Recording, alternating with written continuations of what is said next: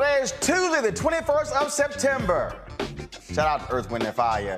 Here's what's coming up on Roland Martin Unfiltered, streaming live on the Black Star Network. The U.S. Department of Homeland Security launches an investigation into how the U.S. Border Patrol is handling Haitian migrants in Texas, specifically the use of horses and whips. We'll be joined by a black immigration organization to discuss this. Also, Vice President Kamala Harris reacts to those shameful videos and photos. Also in Texas, a black principal accused of promoting critical race theory, a lie, may lose his job. Last night's school board meeting got heated, and some folks were thrown out. We'll talk with the leader of the activist organization that was booted from the meeting.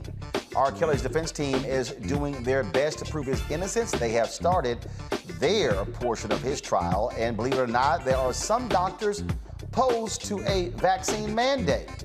In our crazy white people segment, a mother interrupts the school board meeting about COVID to talk about sex. Another crazy-ass white woman goes to school in blackface to embody Rosa Parks. No, boo. No. And one of the members of the group that paddled the bell, Sarah Dash, she has passed away. We'll discuss all of that and more. It's time to bring the funk on Roland Martin Unfiltered, streaming live on the Black Star Network. Let's go. He's got it. Whatever the biz, he's on it. Whatever it is, he's got the scoop, the fact, the find. And when it breaks, he's right on time and it's rolling. Best believe he's knowing. Putting it down from sports to news to politics. With entertainment just for kicks, he's rolling. It's on go, roll, y'all. It's Roland Martin, yeah. Rolling with Roland now. He's funk, he's fresh, he's real, the best, you know he's Roland Martin now.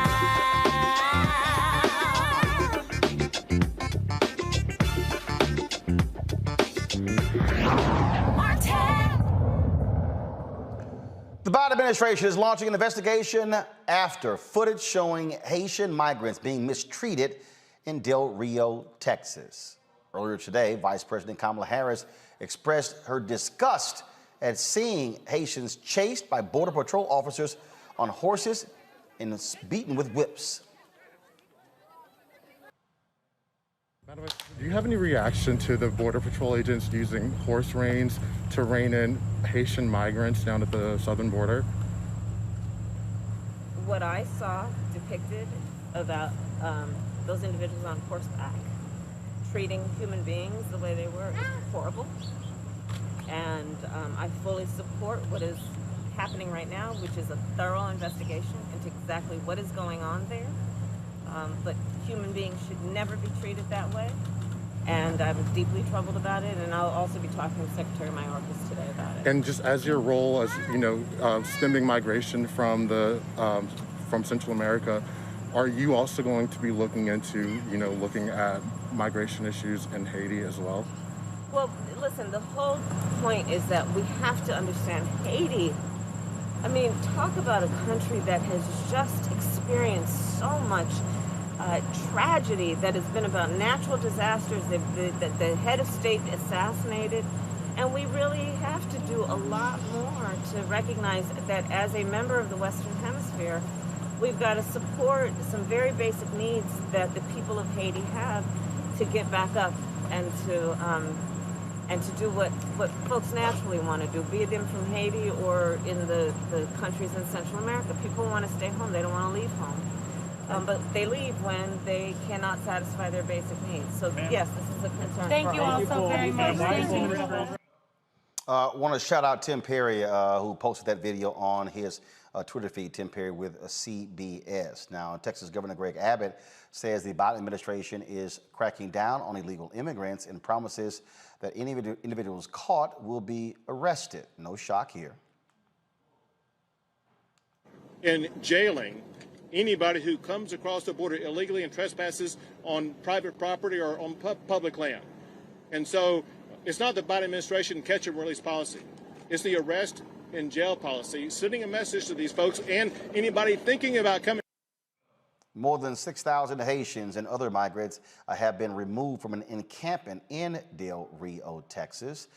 This has been going on for quite some time. You've had Republicans and others who have been criticizing the Biden administration for what has been taking place on the Texas border since his presidency began. In addition to this, the NAACP Legal Defense Fund, they are actually calling for a halt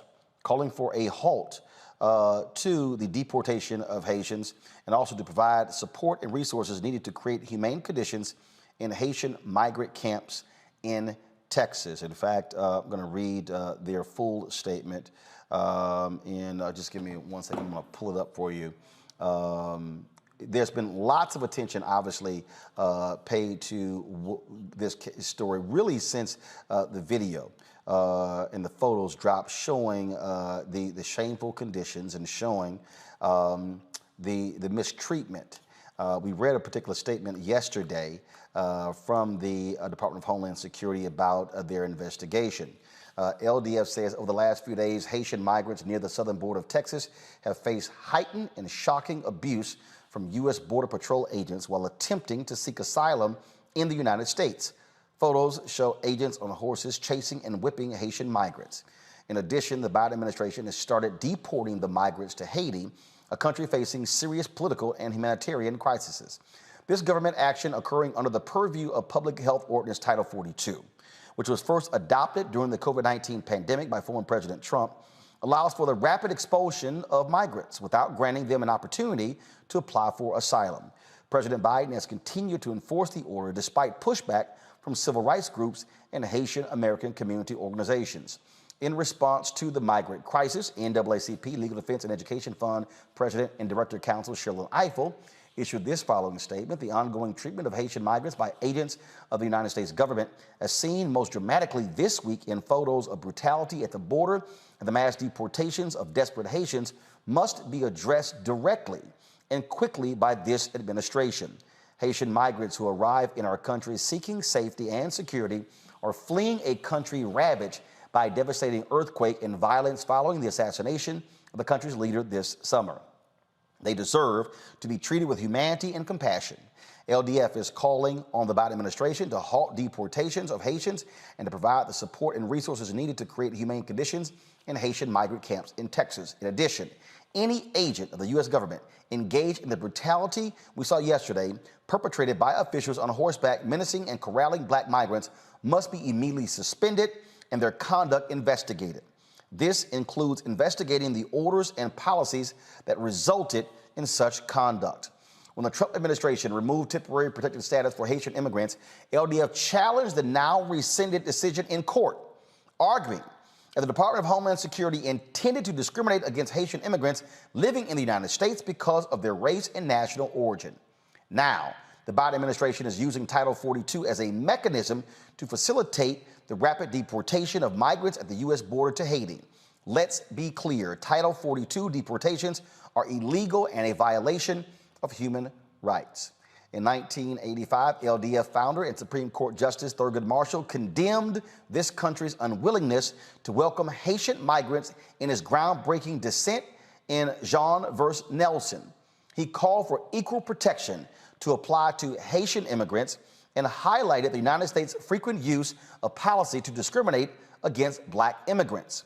This repetition of an enduring historical wrong must end, and we urge President Biden to cease all Title 42 expulsions, take the necessary steps to ensure safe passage for all asylum seekers, and bring this horrific violation of civil rights to an end. Now, we have been, of course, reaching out to the administration for the third consecutive day. I have asked the Biden administration to make someone available to come on this show to specifically talk about what is going on there. They have not made anyone available. We also have been reaching out to members of the Congressional Black Caucus to talk about this as well. I have been unable to lock one of them in to get them on this show to talk about this. Now, also, the Haitian government has made it clear that they want a meeting with the State Department. Yesterday, the Haitian ambassador to the United States requested that particular meeting with the State Department, wanting them to know exactly, what is going to be done. And so there was a call that took place today with regards to that. This is the letter that was sent by the, just give me 1 second. I'm going to download this. Just give me a second. I want to be able to show you the actual letter from the Haitian ambassador. Let's see here. I think we have it right here. Okay, folks. This is the letter right here from the ambassador of Haiti to the Secretary of State. I have the honor to write you in order to draw your attention on the current situation regarding hundreds of Haitian migrants arriving at the U.S. border and stranded under a bridge in the Rio Grande Valley in Texas. While my government appreciates the efforts of the United States administration to extend the temporary protected status to Haitian citizens and suspending the F-1 visa rules for Haitian students currently studying in the United States, I wish to express my grave concerns regarding the living conditions as I want to ensure that our nationals are treated with dignity and in accordance with the rule of law. For decades, the government of Haiti has worked with DHS on immigration and border security issues and is eager to continue this long-standing cooperation. Therefore, on behalf of the Haitian government, I would request your assistance in ensuring that all Haitian nationals arriving at the border are afforded care and expedited legal process. I respectfully request a meeting with you in order to discuss this issue and other matters of mutual interest. I avail myself of this opportunity to renew to you, Mr. Secretary, the assurances of my highest consideration.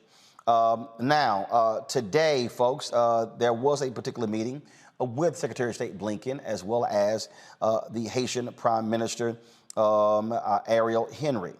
This is what the spokesperson, Ned Price, had to say today. Secretary of State Anthony J. Blinken spoke with the Haitian Prime Minister Ariel Henry about cooperating to repatriate Haitian migrants on the southern border of the United States.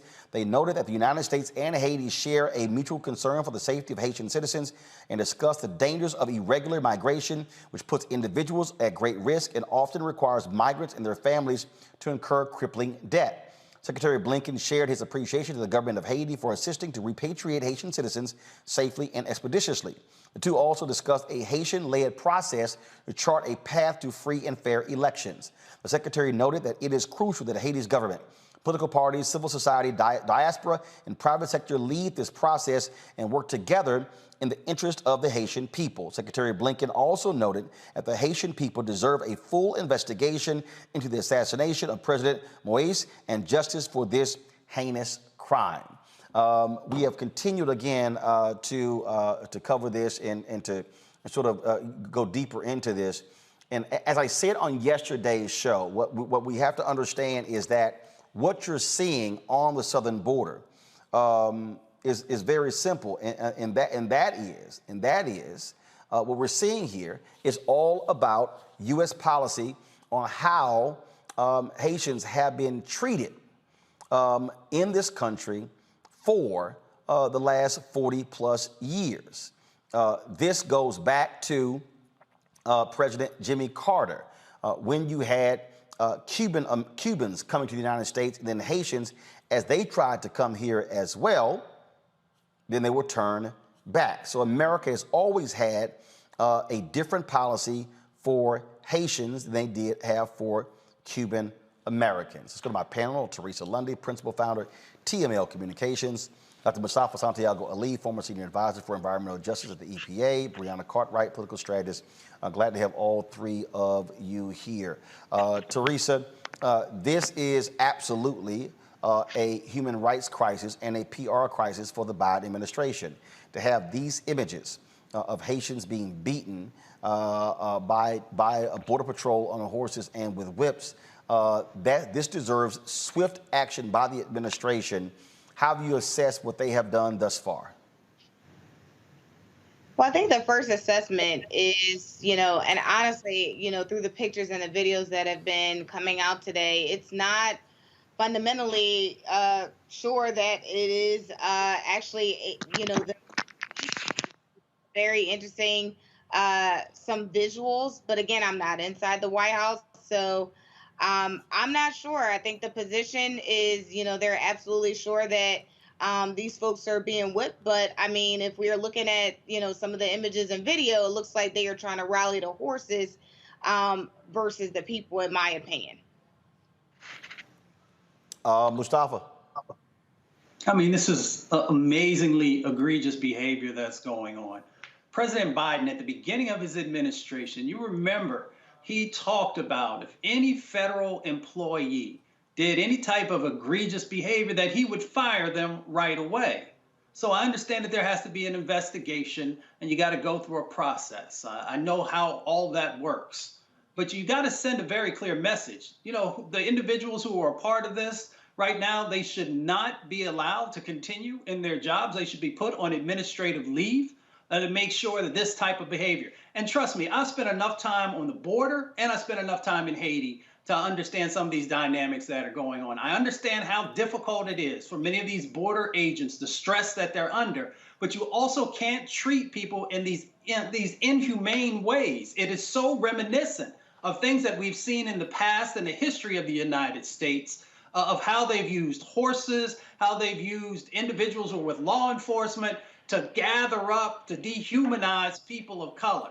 The administration also has got to get their immigration policy together. They can make sure that they're better utilizing the temporary protective status that you can give, especially when there are these things that are happening in other countries, these devastating things, whether it's earthquakes or hurricanes or whatever it might be. If you've been to Haiti, you'd see how the infrastructure has crumbled, how people don't even have clean water to drink in many locations across the country, where people are literally walking in human waste and all these other dynamics that are going on. So, of course, people are going to try to get to a place where they feel that they might actually be able to have justice and where they might actually be able to live the life that a human is supposed to be able to experience. So they got to do better. The processing, they can get their processing right. This is not a huge amount of people. It is a lot of people underneath of a bridge. But our immigration system is supposed to be able to handle these influxes of individuals in a judicial way. And I have not yet seen a judicial process playing out in relationship to our Haitian brothers and sisters. The thing here that really jumps out at me on this, to be frank, Brianna, is that again, we have to address the separate policy. We have to address, and someone has to actually answer. And the reason I keep asking the Biden administration to send somebody has to give me an answer. How does the United States willingly accept Afghan refugees, but say we're going to send Haitian migrants back? Why does the United States willingly accept Cubans migrants and send Haitians back? I need an answer. And what I've heard, and again, this has been American policy from Jimmy Carter, Democrat, to Ronald Reagan, Republican, to George H.W. Bush, Republican, to Bill Clinton, Democrat, to George W. Bush, Republican, to Barack Obama, Democrat, to Donald Trump, Republican, to now Joe Biden, Democrat. So this is not a Democrat or Republican thing. This is the question that has to be answered. Yeah, so I totally agree. And I think that as neighbors of Haiti being the neighbor of the most democratic country on earth, supposedly, Haiti deserves to be treated better by America. And you're absolutely right. It's not about Republican versus Democrat. And frankly, this is, not a border issue either. It's a humanitarian crisis. And I do think that it's important now for Black people to stand in solidarity with Haitians to demand better treatment and fair due process. As you stated, Cubans get the pass and we don't. And there's a lot of race to play into it. And all of this will continue to happen as Black people globally if Black people in America do not step up to advocate for people, for Black people globally. I mean, we have nothing to lose except for our chains in the first place.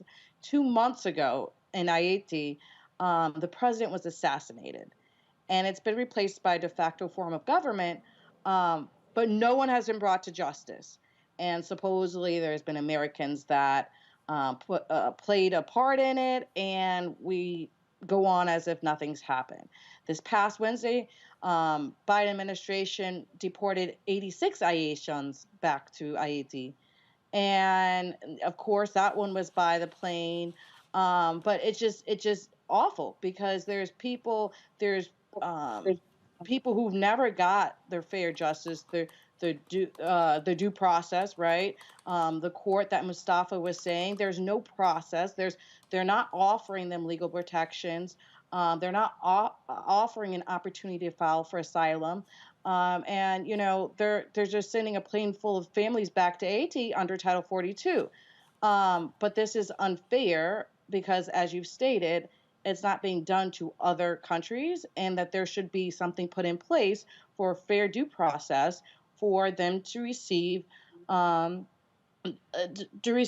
shelter. I mean, the devastating, not just the present, but the devastating earthquake, resulted in 2,000 Haitians dying and homes destroying and displacing many. And we're neighbors. And so it's just uncalled for, and we do need to stand together, and we need to demand for answers, and we do need protections, and this needs to play out in court. This is not right. Well, but also what I'm trying to understand, and again, the Biden administration has to answer this question, and this is a problem. 5 days ago, a black federal judge here in D.C., Judge Emmett Sullivan, go to my computer, please. This is what he did. A federal judge on Thursday blocked the Biden administration from continuing to use a Trump-era public health order to expel migrant families arriving at the U.S. southern border.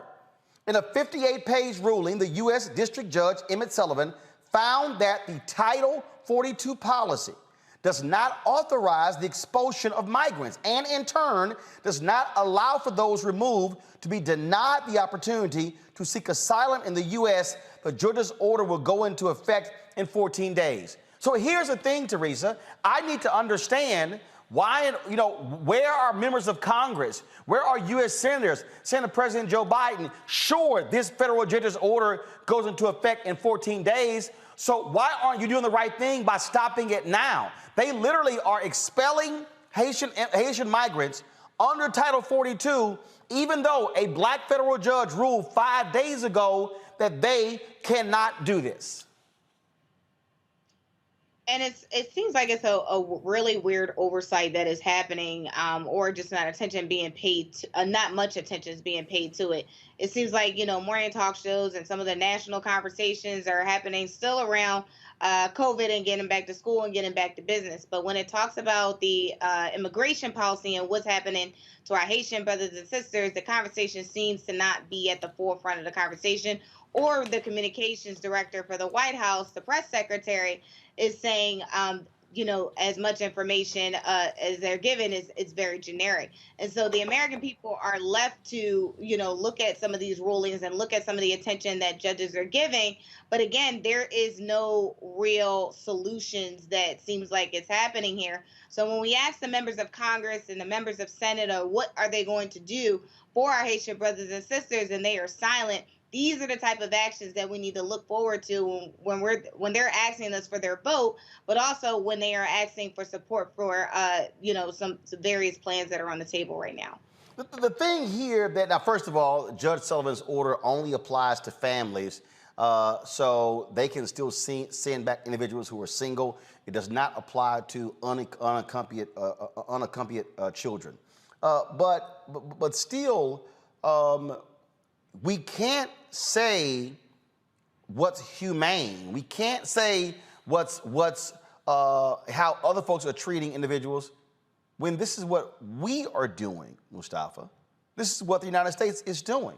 And the other thing is this here, okay, to say, well, we're gonna have an investigation into these allegations. These are not allegations of being on a horse with whips. There's video. There are photos. Those individuals, they know who they are. Why isn't DHS come out and say, like we've seen in some police jurisdictions, X number of individuals who were captured on video and photos using whips against Haitian migrants have been suspended and removed from the front lines and placed on desk duty. I don't understand why it's that hard. It's not hard. It can happen literally with a phone call and a document that's signed. It's really that simple. I worked in the federal government long enough to know that when you want to do something, when something's a priority, there's a phone call that comes from the top and it gets done. And it gets done right away. You know, this is hypocrisy. So let me just say this real quickly. You know, I support the Biden administration on a number of positive things that they have done. But if the Trump administration had done something like this, there would be all kinds of outcry by groups saying, you know, that you got to right away fix this, that you've got to make the changes happen. And enough folks haven't had the outcry. The administration, as I often say, my grandmother says, when you know better, do better. This administration knows that it has to do better, because if they continue to allow this type of behavior to go on, it's very reminiscent of when we had Latinx kids and families being placed in cages. So when you do these types of behaviors, it's hard sometimes to see the difference between an administration which all of us said needed to go and an administration that all of us did everything in our ability to make sure that they were put into office. So they need to really quickly fix this situation. Then they need to start to lean in on the immigration policy and make sure they're getting that right, because this type of behavior is going to continue over and over again because it's baked into the system. We know that Haitian immigrants, African immigrants, and a number of others who come from the diaspora have never gotten justice. I would ask everyone to go and look at the immigration numbers over the last 40 or 50 years and see where the majority of people come from who make it into our country. And it's usually the people that folks see value in. You get certain visas if you can work in the technology area. But when it comes to folks who are trying to get some footing underneath of themselves, the numbers get real sparse real quick. And if you look at the hue of the people, the skin color of those individuals, they usually are black folks.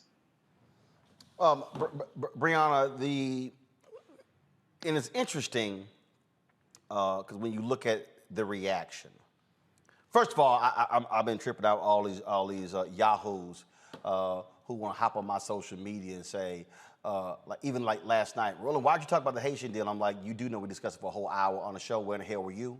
But the thing here, and I got, especially all these B1, ADOS, FBA people who were always dogging immigrants before, but now all of a sudden they care about Haitian immigrants. Yeah, I'm calling y'all out too.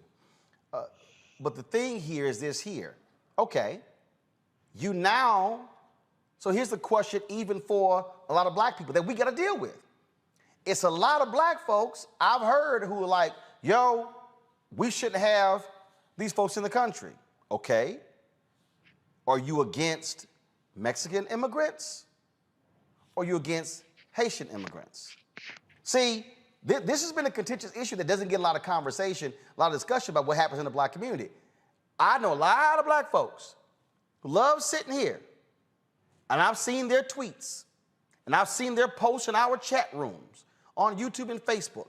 Got a lot of critical things to say about immigration, but are they saying anything about, and we've been talking about, these black immigrants?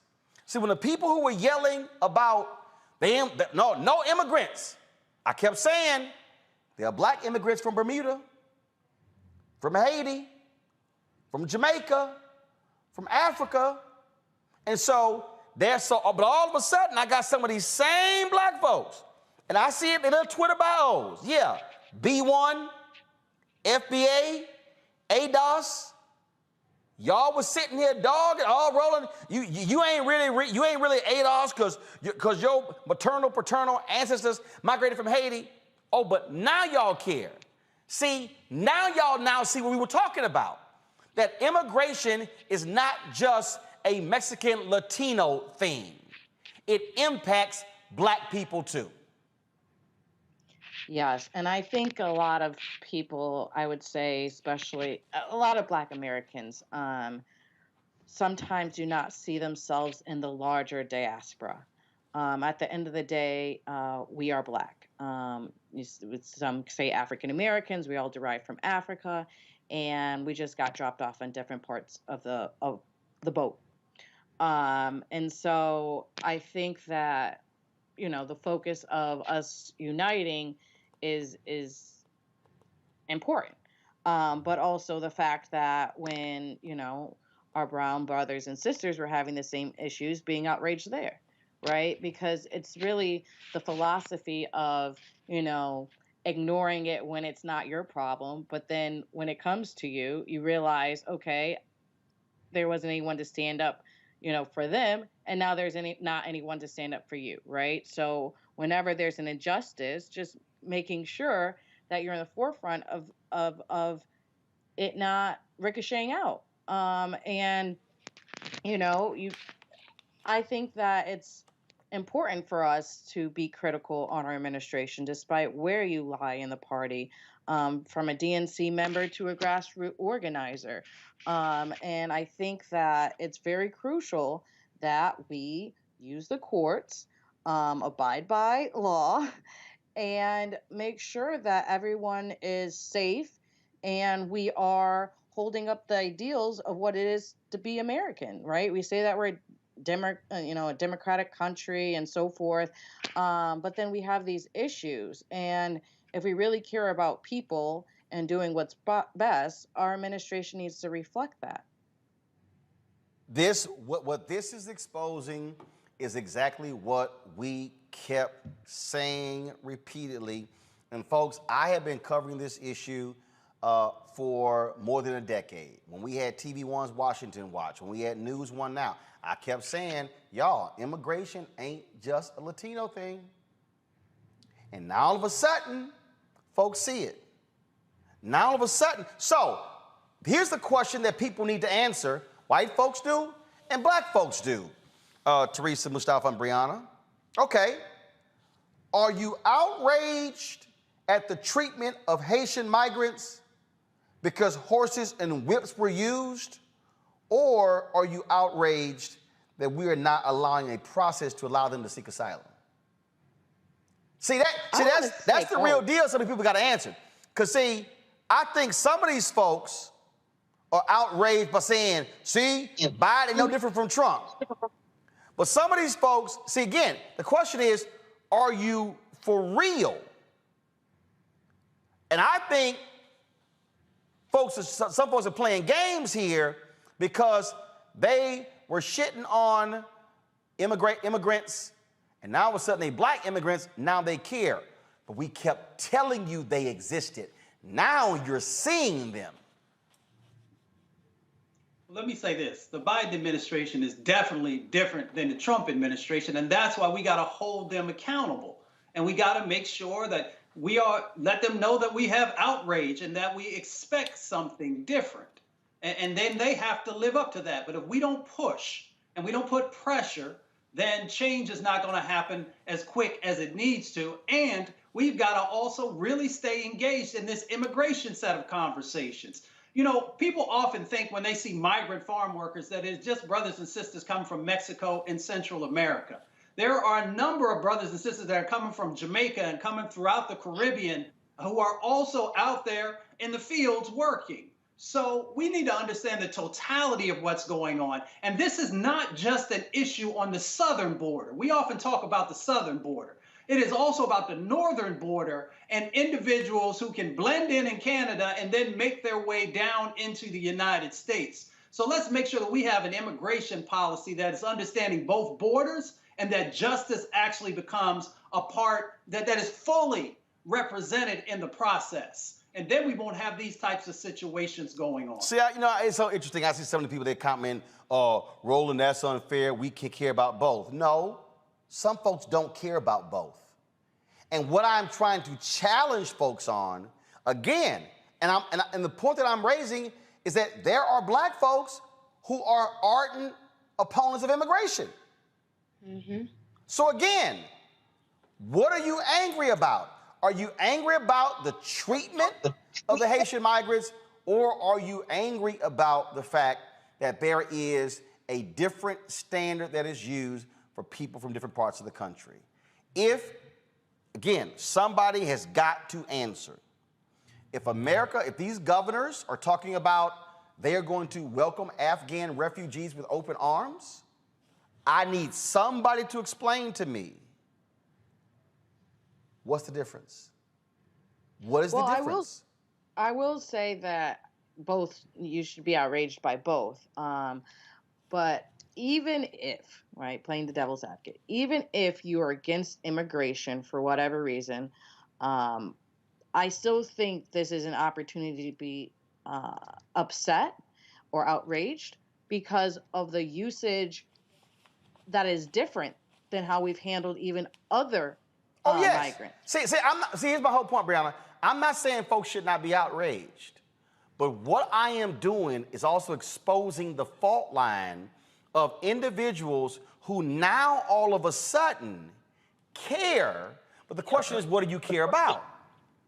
And I'm telling you, and I see a whole bunch of these folks. I get there, and look, when they tweet me, or I look at their Twitter bio, I see ADOS, I see FBA, I see B1, and I think back to all the attacks that I've been under for the last 2 years. Folks like, yeah, you ain't no real American because your grandfather's ancestors came from Haiti. Oh, so now y'all want to question who's a real American. And I've seen a lot. Look, I can go back to my radio show, WVON in Chicago. Folks were calling in, hell no, we don't need these damn immigrants in the country. And again, I'm asking the question, you don't want to see immigrants in the country, or you don't want to see Latino immigrants in the country? And I have been warning black people that the difference is we are mostly seeing Latino immigrants on television and newspaper. But now all of a sudden you're seeing black immigrants. So people have got to now answer that question. And that's why I'm challenging that point as well. I'm not dismissing, I'm not letting the Biden people off the hook. They got to be held accountable. I want answers, but also I'm challenging folks to say, do you really all of a sudden care about the Haitians, or are you using this for your own purpose? Brianna, go ahead. I think the real issue that we're not talking about as a Black American, the reason one would be upset at the Latino American, et cetera, or any other immigrant, is the disparities we see economically. So the thinking of we're at the bottom and, okay, we have the car washes on lock and that's all we can have. And now blah, blah, blah comes and takes our jobs. It's the whole rhetoric of blah, blah, blah comes and takes our jobs, which isn't true. Slave days, we picked cotton, we wanted to be free. They're doing jobs that a lot of Americans wouldn't want to do. But I think it's really the issue of us still being at an economic crisis and America being set up institutionally, right? Racist institutionally, where we have these different hierarchies. And so we want to say, oh, we're on this wrong, right? And, we've created this rhetoric where it's very divisive, right? When they say, oh, your grandfather's from Haiti, so you're not Black American, right? Well, you're American. You were born in America. You became a citizen, or et cetera, et cetera. You're American when the government says you're American, and there's processes to it. And they shouldn't prevent people from going through those processes. But I do think that it depends on where in the country you fall, right? In Florida, I think many people are aware of Black immigrants from Jamaica, from Bahamas. There's that different dynamics versus in Texas, where you see the Latin American migrants. And then, as Mustafa said, if you come from Michigan, you realize that there's poor border control when it comes from Canada, right? Mm-hmm. So why do you have issues coming to the waterways from Florida to some of these places, but you don't see the same in Detroit going to Canada? So it is a lot about race, and that's the time where we need to realize we shouldn't piecemeal when it's important or not, right? We need to advocate for Blacks globally and being treated fairly, and all the process applying to everyone the same. Well, it is certainly a huge, huge issue that we have been looking at, we'll continue to look at. And I'm going to tell y'all right now, Biden administration, I'm going to email y'all every single day. I'm going to email you 2 or 3 times a day. Black Caucus members, every single day. Every single day. I want to see, where are all of these white United States senators? Where are you? Where are the calls for congressional investigations? See, this is very simple. If it happens under Trump and continues under Biden, both are wrong. See, I'm not going to play this bullshit game that Sean Hannity and Laura Ingraham and Tucker Carlson and you see the right wing play, where, oh, everything Biden does bad, but everything Trump did is wonderful. This is wrong. Heads should roll. People should be fired. Now, it does not take that long for this to happen. And so, we're going to keep talking about it. In the next hour, we're going to talk with an activist of a Black immigration group about this very issue, about what their plans are. We're going to go to a break. We come back, we're going to discuss the issue of a Black principal in Texas. School districts now trying to essentially fire the brother on some made-up BS. Folks, be sure to support what we do here at Roland Martin Unfiltered. Download our Black Star Network app. All you got to do is go to Apple phone, Android TV, Roku, you name it, Amazon Fire TV, Xbox, Samsung's Smart TV. Download the app on all of those platforms. You can also support what we do by joining our Bring the Funk fan club, where every dollar you give goes to support the show. Of course, Cash App, $RM Unfiltered, PayPal.me/R Martin Unfiltered, Venmo.com is /RM Unfiltered, Zelle is Roland@RolandSMartin.com, Roland@RolandMartinUnfiltered.com. When we come back, we'll talk about the case of the principal in Texas. Next on Roland Martin Unfiltered on the Black Star Network.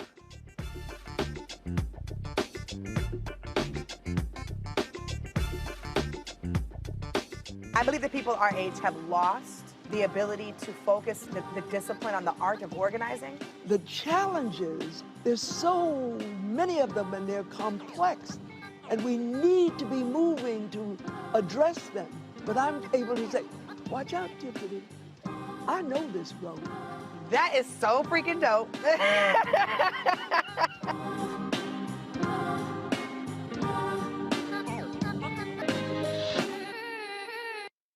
Time to be smart. Roland Martin's doing this every day. Oh, no punches! Thank you, Roland Martin, for always giving voice to the issues. Look for Roland Martin in the whirlwind, to quote Marcus Garvey again. The video looks phenomenal, so I'm really excited to see it on my big screen. Support this man, Black media. He makes sure that our stories are told. See, this difference between Black Star Network and Black-owned media and something like CNN. I got to defer to the brilliance of Dr. Carr and to the brilliance of the Black Star Network. I am rolling with Roland all the way. Honored to be on a show that you own. A Black man owns the show. Folks, Black Star Network is here. I'm real revolutionary right now.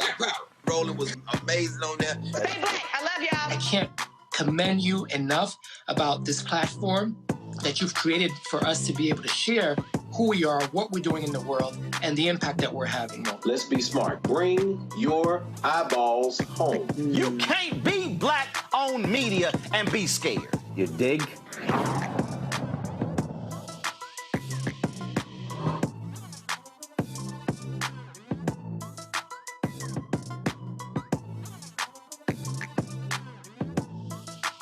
Floyd's death hopefully put another nail in the coffin of racism. You talk about awakening America. It led to a historic summer of protest.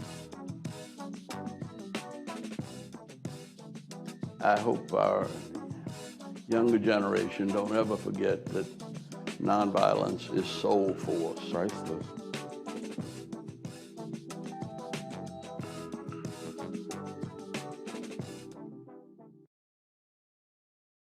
Hey, I'm Donnie Simpson. What's up? I'm Lance Gross, and you're watching Roland Martin Unfiltered.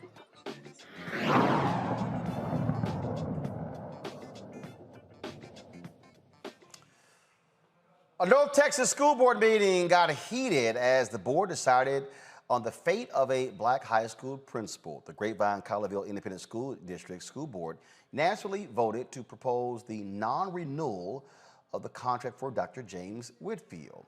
He, of course, the high school principal, has been on paid administrative leave since late August. Of course, people claim that he was teaching critical race theory when he says he wasn't. We had him here on the show discussing that.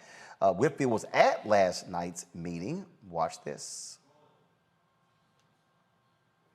Hello, I'm Dr. James Whitfield, Dr. Ryan, folks, Board of Trustees. I first want to express my gratitude for all the love, support, and encouragement from the community, especially our students who have regretfully been criticized for their speaking up in this matter. I stand before you today no different than I was when I came in 1819. I'm an advocate for all kids. I believe every student, regardless of race, religion, sexual orientation, whatever bucket you want to put them in, I believe they all have they should have access to excellent, equitable education. Yes, I said those words. Unfortunately, my unapologetic stance for those things has brought us here tonight, which is disheartening. The attacks from people outside is one thing, but the outright silence and direct actions taken towards me by GCISD leadership team, sorry, trying to get this in, are what's absolutely heartbreaking. I can assure you, I have not changed. I'm still the same man today as when you hired me in 1819. You promoted me twice in 3 years. So I asked you, what has changed since July 26th? Thank you, Dr. Whitfield. Dr. Ryan. Excuse me, please, sir. Thank you, Dr. Whitfield. We need. Hey, Our next speaker. Wait. We're doing really good, and now we're not. Please stay quiet when we are changing speakers, please, so we can continue to run the open forum. Appreciate it. Thank you, Dr. Coley. Whitfield. Our next speaker is Carrie Whitfield. Please come to the podium, state your name, and if you're a resident of GCISD.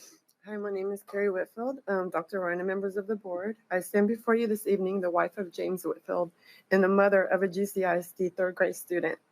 My husband is an amazing man. He is kind to all. He's an amazing father and husband. He's a phenomenal educator. He loves the community he serves. Each member of his staff, every one of his students would run through a brick wall for him.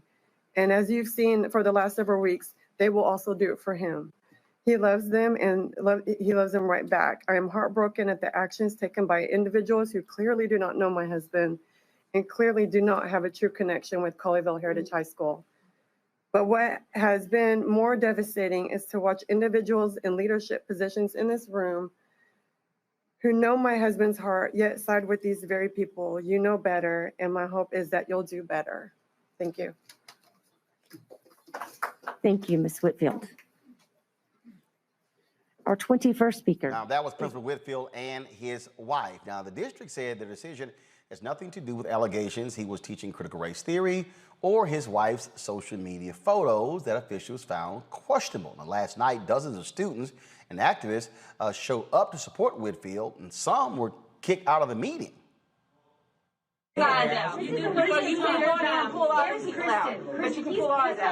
know they pulled out the black man, but they gonna let all these other people that got all these other screen print shirts stay in there. Kristen, discrimination. This is First Amendment rights, and this is a corporation. The message that we are trying to get across is inclusion. This is not anything about separation, nothing about segregation. This district is showing itself today. And they showed us as we walked up here. They don't like us, but we're here to stay, baby. Where's Kristen? I don't know. Okay, because you have to get your directive from her, correct? She is. She ran away. She ran away, and I don't understand why. If they can't tell us why we can't wear these shirts without telling us that it is because it is a black organization. Just relax just a second. Don't tell me to relax. Okay. First off, I'm Alex Smith. I'm the director of the security and the school security here in the emergency management. Okay. So the decorum rules that were set forth. Okay. Have you received those? No, I received them. It's an unofficial document, but okay. Okay, so you have received the decorum The unofficial document, yes. This is the decorum rules. The unofficial document. That does not specify A what you date. consider signage. It does not. It does not specify anything about You signage. cannot disrupt the meeting that's going on right in there right now. But we Or can't you go do. in. I don't believe we're in. We're not. We didn't disrupt it. Print shirts. This is not signage. This is a company logo. The disruption. The disruption. This is a company logo. What attorney? Kristen? We don't know because he ain't talked to no attorney. So if you then tell us the distinction between signage.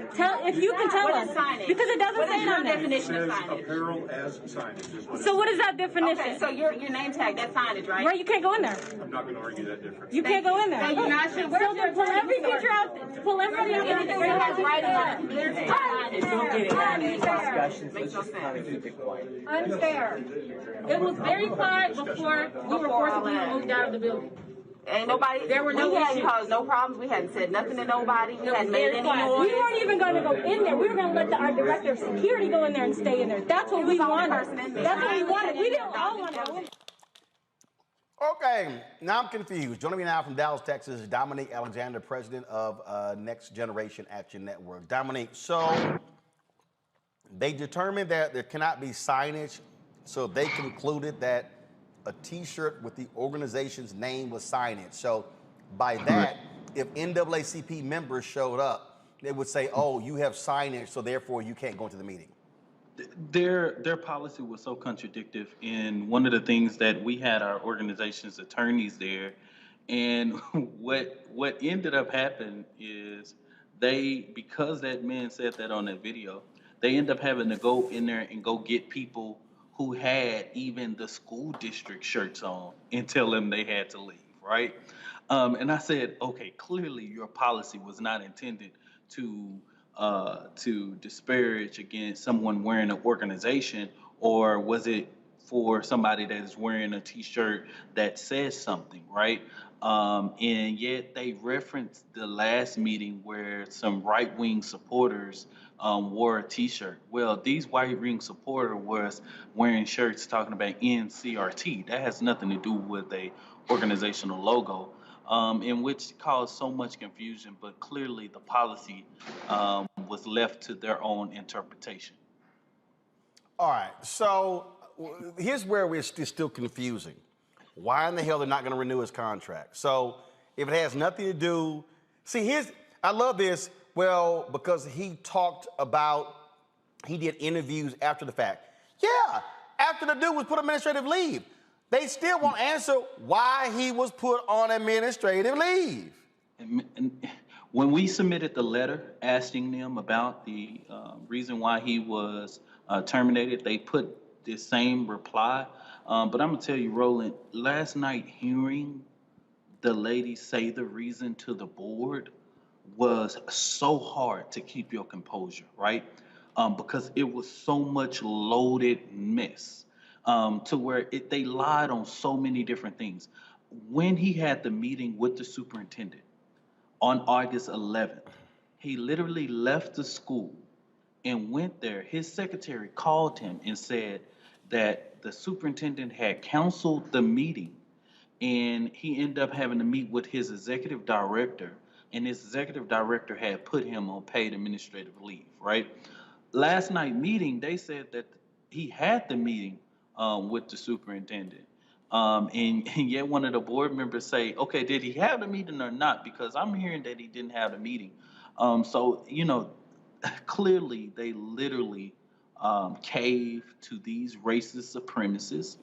And Roland, I have to remind you that this is right down the street from Curl ISD, South Lake Curl, that is literally on national news right now. This is the same pretty much neighborhood that's next door from each other.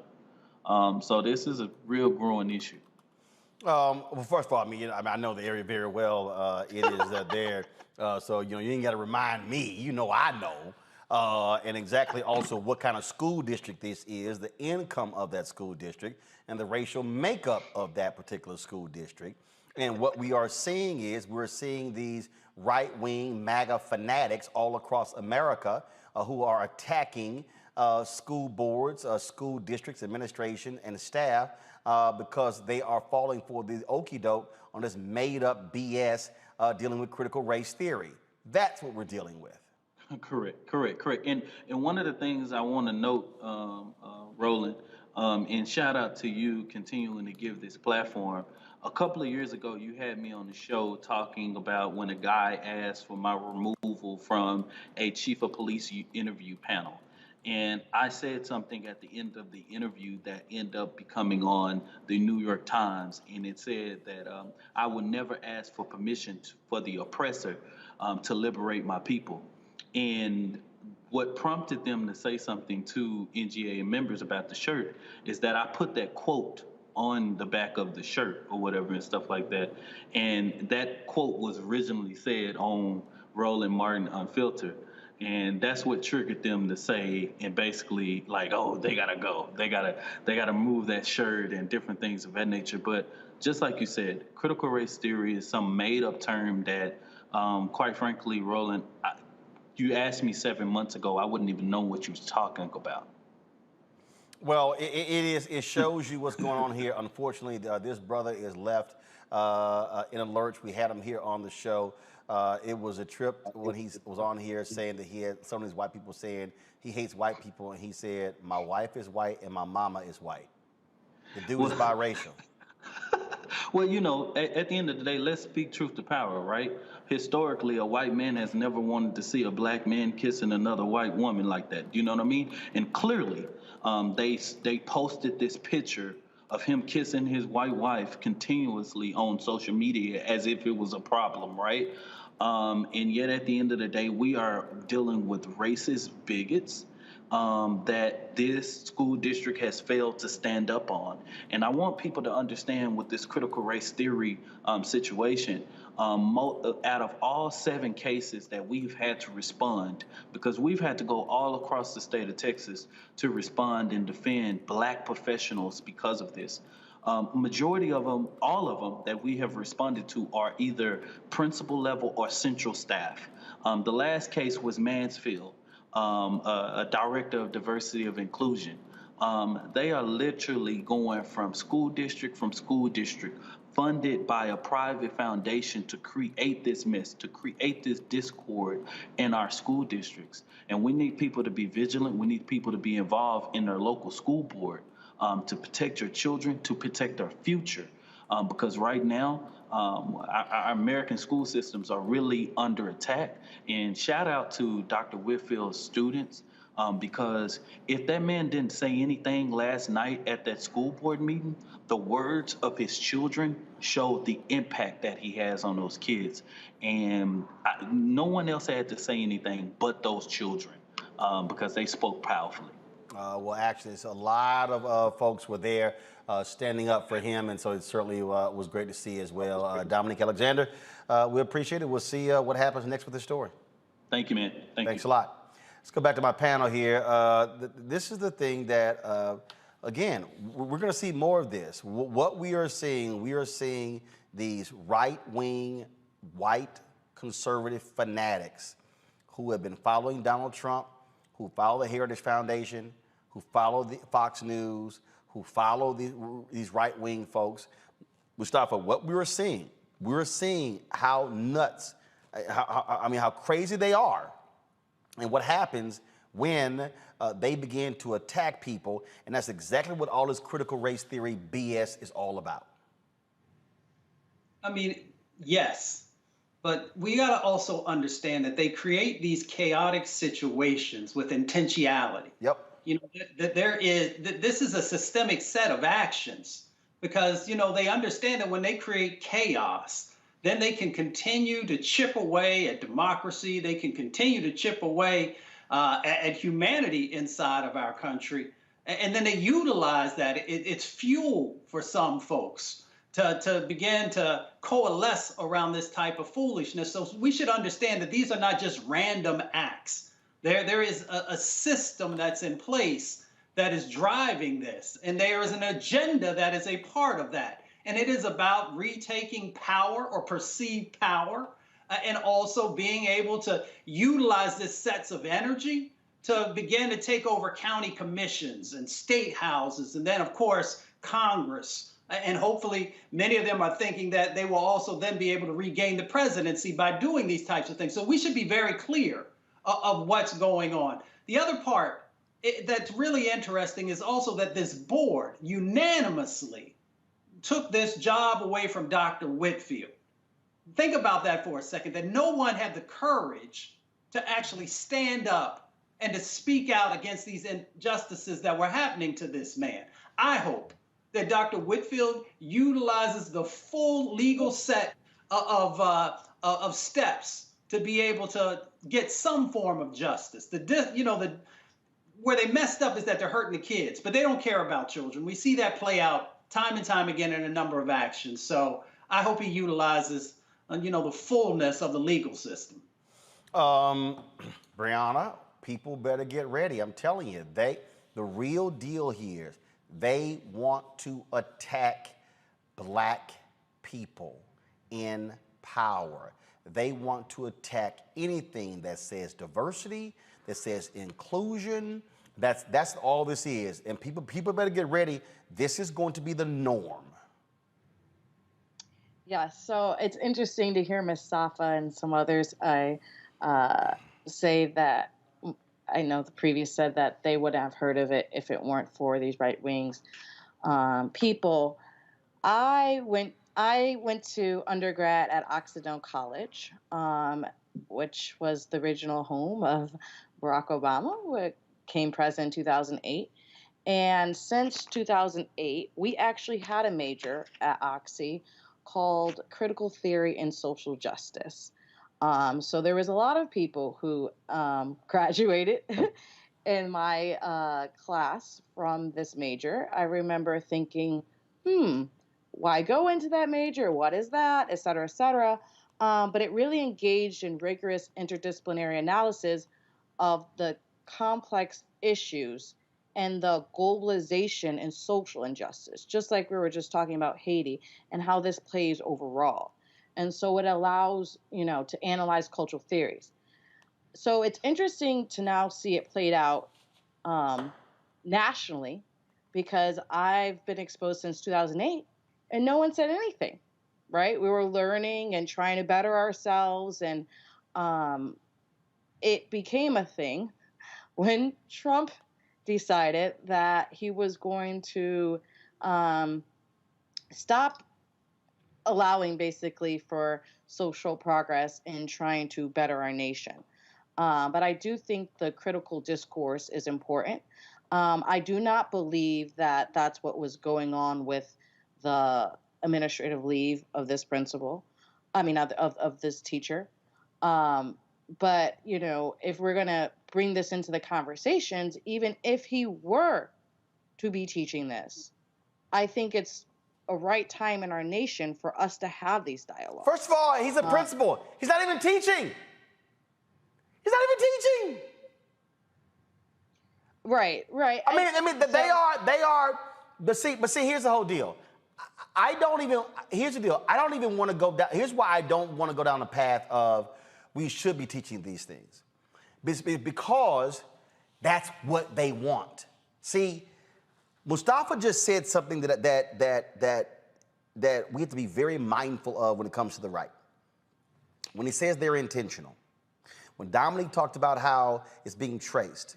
See, what they want, they love if we or mainstream media or other people are talking about critical race theory, because that now reinforces their narrative that that's what the whole mission always was. No, what we got to say is, nope, y'all a bunch of cranks and y'all full of it. Nope, and you're liars.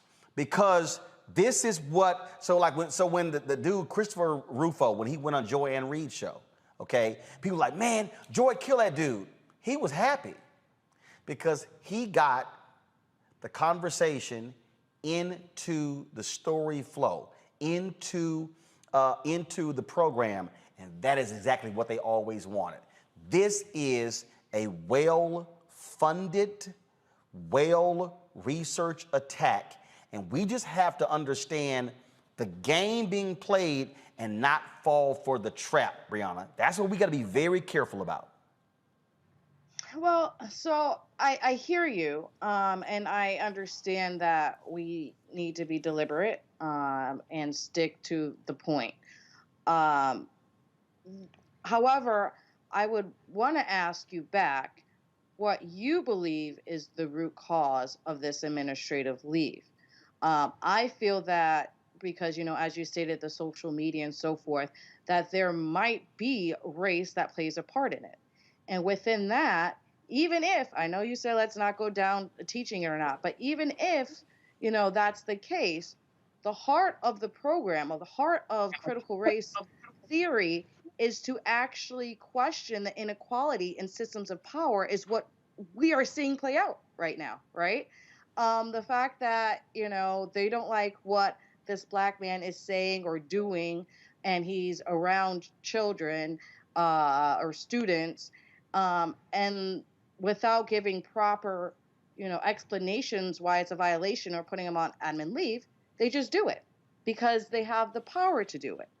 And so I think within itself, we do have to point out that there is a huge chance that race plays a part in why this happened. Oh, first of all, okay. there's no other explanation here.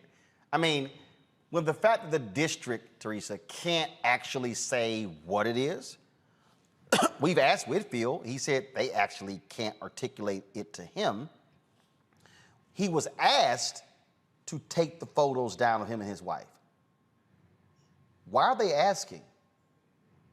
Why are they asking to take the photos down of him and his wife on their Facebook page? They weren't nude photos. Because the actual photo, because it's probably some white folks, oh, that's a sexual photo. What we're seeing here, and what we're, again, it's understanding all the different nuances. It's the basis of the book I'm writing called White Fear. They do not want to see any advancement of black people who are not like an Alan West or Candace Owens or Larry Elder. So what these folks are doing are attacking this brother, and then the district, they're so gutless, they don't want to be honest as to why. That's what's going on. And so you got these white students who are like, we love our principal. But then you got these other white parents who are yelling, kicking, and screaming, he gotta go, gotta go. I'm sorry. They can't actually say why.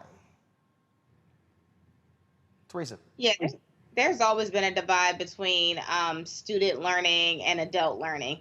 You know, I think students, you know, and I'm a millennial myself, I've always had a hard time, you know, even trying to articulate some of the nuanced curriculum to our parents. And so when you have the students saying, you know, I don't understand, students are looking for facts. They're looking for answers. They're looking to be educated in order to give the parents or school officials feedback. And I think when it comes to Dr. Winfield and his situation, it is blatant racism, it's blatant discrimination. Anytime you have a principal that is allowing students to have a free space and a free thinking mind in a district that has not caught up with the times, these are the type of situations that are going to happen. Unfortunately, it's taken another toll on the school district as a whole, and the education portal, I feel like, has also disseminated in the message. The message has been lost. And so I think it is up to the education that has been given to these students by the teachers, but also authorized by the principal to figure out how to bring everybody back. But at the end of the day, the principal, what he's going through is, it seems like something internal is happening. But I do believe, Roland, as regards to your book, this is a phenomenal case study, as in white fear, what can happen, but also what solutions can happen if I think the right support system and the right advocacy and the right light is shown on these type of discriminatory practices. This is the photo that pissed them off. This photo right here. This is the photo. He said they came to him and said, "Hey, can you take that down?" Why? I mean, it's a personal page. I mean, first of all, she's not even in a bikini. He's not sitting here in swimming trunks. They're not showing skin. But understand, understand what's going on here. And I'm telling you, I just need everybody to understand. You got to understand the game that is being played here and what they want. See, they want us talking about these discussions on their terms. And what I'm saying is, you can't talk about anything on their terms. We got to say, nah, we're going to call it exactly what it is. All right, folks, go to our next story here. It's R. Kelly's defense turn to call witnesses to prove the singer's innocence on day 21 of the trial. Today's Kelly's accountant, John Holder, testified he never saw him torment his alleged accusers. Holder described seeing Kelly carrying around a backpack full of cash to take the women and girls on shopping sprees. On cross-examination, prosecutors tried to discredit Holder by saying as R. Kelly's accountant, he was not a significant player in Kelly's inner circle to know the intimate details of what was happening with Kelly's accusers. They will continue their defense on tomorrow. House Democrats are introducing a bill to empower the Health and Human Services Department to put eviction moratoriums in place. The bill is called the Keeping Renters Safe Act of 2021. Congresswoman Cori Bush and Senator Elizabeth Warren sponsored the bill. Congresswoman Bush says the bill will eliminate a lot of the red tape for those who need immediate help. The bill directs HHS to implement an eviction moratorium for the duration of this COVID-19 pandemic, plus 60 days. The bill would implement a moratorium that would be automatic. People wouldn't have to apply for this protection. It would cover all residential eviction filings and proceedings, with exceptions only to protect the health and safety of others. Folks, the proposed bill, HHS and the CDC would have permanent authority to impose eviction moratoriums in a public health crisis. Then again, of course, it could easily pass the House, but when you got Senators Kristen Sinema and Joe Manchin blocking anything over there, well, nothing gets done. Folks, COVID deaths have surpassed those from the 1918 flu pandemic, with more than 690,000 deaths. More Americans have died than during the deadliest pandemic in the 20th century. More than 675,000 Americans died during this 2-year Spanish flu pandemic. While there was no vaccine available for the 1918 flu, there is a COVID vaccine, and millions of eligible Americans are still unvaccinated. 55% of the United States population is fully vaccinated, and of course, you have, I think we're up to 70+% of folks who have one shot. This continues to be this contentious issue, and then you have people like Florida Governor Ron DeSantis who want to make this thing worse. Check this out. DeSantis chooses as the Surgeon General for the state of Florida a black doctor named Dr. Joseph Ladapo, and guess what? The Surgeon General of Florida, who he picked, opposes mask and vaccine mandates. Anyone? DeSantis is what we call him. Say it again.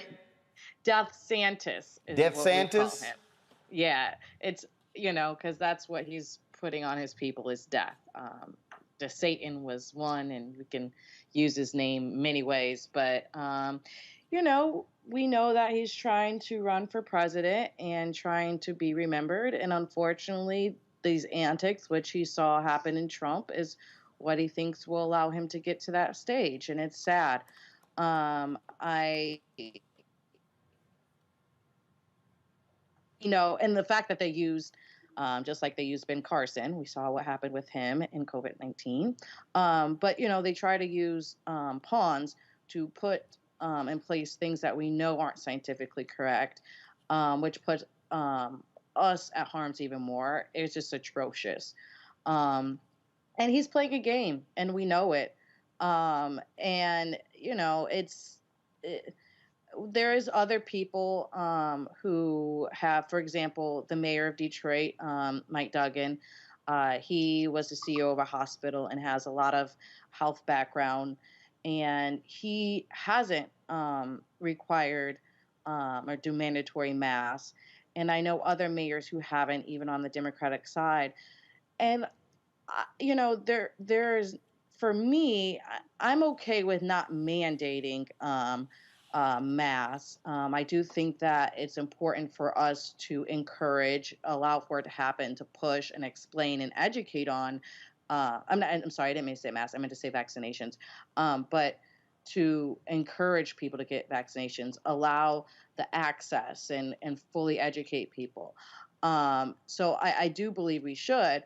And I believe everyone should get vaccinated who can. But if they don't, I don't think it's for the government to bear the consequences and responsibility. The responsibility and the fault is on the person who decided, I'm not going to get vaccinated. But how do you then? Okay, so if that's the case, then how does that jive with other government mandates? So, for instance, if you want your child to go to school, you got to take vaccines. If your state wants federal highway funds, the Reagan administration forced them to change the law to say raising the drinking age from 18 to 21. Louisiana was the last state to hold out, but they could not afford to hold out because of those federal highway funds. So the reality is there are mandates. In fact, we have mandatory minimums for jail there in Florida. So there are a number of government mandates. If you're talking about a public health crisis, why shouldn't the government make a vaccine or a mask mandate? I'm not saying that the government should or shouldn't. Actually, what I'm saying is I know that I'm vaccinated. And so I know that I care that I don't die. Right, but that's you. But again, what should government do? Because the bottom line is this here. The same people who are choosing to say, I ain't getting vaccinated, their ass is getting sick, they going to the hospital. And the problem is they're filling up the hospitals, and there are people who need who have other illnesses who can't get in because these dumbasses are filling the hospital up. So you got to do something. And the fact that we have surpassed the number of deaths from the 1918 Spanish flu and there's no end in sight, okay, then what does government do? Yeah, it's a hard question. No, actually it's not. I don't think it's hard. I think when you reach a certain point, government has to say, we are stepping in. Because you know what? Y'all can't sit here and pay attention and do it your damn selves. I just think that's what government has to do. And this whole, okay, I'm just going to play for some of you what this dude said in Florida. Just so you understand the thinking of some of these people, just listen. I have to check my watch because I'm in a different time zone. Okay, so good afternoon. It's a pleasure to be here. I'm just really very happy to be here in Florida working with Governor DeSantis and the leadership here in Florida to really think thoughtfully and in a very positive way about our public health here in Florida, and frankly, hopefully set an example for other states around the country, and maybe even further than that. So I'm really just honored and overjoyed to be here. My family is looking forward to coming. We've sold the kids. We've got 3 boys, so they know Disney World is here, and they're looking forward to that. And anytime they have complaints, we mention Disney World, and everything's okay again. So I'm very happy to be in this position. Very happy to be joining the faculty of University of Florida also. And I talked to the governor, and there are a few things that we're going to keep in mind as we approach public health here in the state of Florida. So the first is that Florida will completely reject fear as a way of making policies in public health. So we're done with fear. That's been something that's been unfortunately a centerpiece of health policy in the United States ever since the beginning of the pandemic, and it's over here. Expiration date, it's done. So we're compassionate. We get it. There are scary things. We've seen a lot of fear from COVID over the past year and a half. And it's very understandable. But the way to approach that is not from a place of fear, because it doesn't lead to good decisions. And we've seen a lot of that, where the risks and benefits of decisions haven't been considered wholly or thoughtfully. So that's over here. We're, in terms of our approach, you know, we are going to have a positive approach. We're going to acknowledge the fact that, you know, there are some things that are scary, but that's not the only thing. That's not the place that we're going to make decisions from. So we're going to really think globally about the health policy decisions that we make in this state. The second thing that I plan to be sure is very clear in our policy making is that we're going to make it very explicit.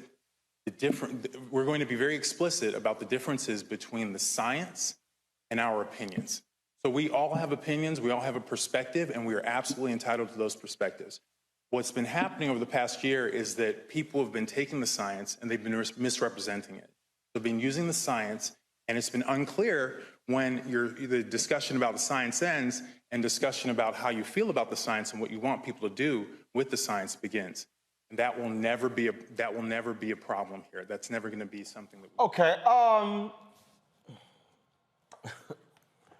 Teresa, we're going to reject the fear. That's what he said. Right below this story, go to my computer, please. This is the front page of the Miami Herald website. This is what's right below.